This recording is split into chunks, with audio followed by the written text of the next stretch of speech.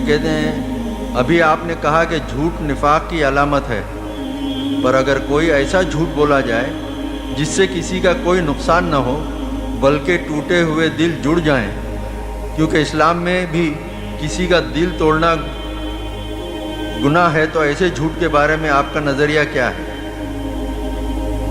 ایسا جھوٹ جائز ہے، اور جھوٹ ہر حال میں منافقت کی علامت نہیں ہے، لیکن نفاق کی پہلی علامت جھوٹ ہی ہے۔ ان دونوں چیزوں کو علیحدہ سمجھیں۔ جھوٹ لازماً نفاق نہیں ہے، لیکن نفاق لازماً جھوٹ ہے۔ اور حضور نے صلی اللہ علیہ وسلم، یہ بات میری رہ گئی اس بیان میں، میرے سامنے کوئی نوٹس نہیں ہوتے ہیں، اس لیے باتیں رہ جاتی ہیں، اور فائدہ ہوتا ہے سوال جواب سیشن کا کہ وہ باتیں واضح ہو جاتی ہیں۔ یہ میں نے آپ سے کہا تھا کہ علماء نے تفریق کی ہے، ایک عقیدے کا نفاق ہے، ایک عمل کا نفاق ہے۔ تو عمل کے نفاق کے ضمن میں احادیث آتی ہیں۔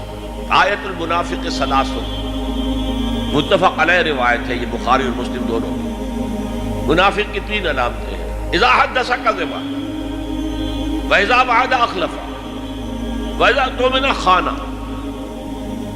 3 علامتیں کیا ہیں؟ جب بولے جھوٹ بولے، جب وعدہ کرے خلاف ورزی کرے، جب امین بنایا جائے امانت رکھی جائے خیانت کرے۔ یہ 3 علامتیں اگر ہیں، لیکن اس میں جو ہے اذا حدث، جب بھی بولے جھوٹ بولے۔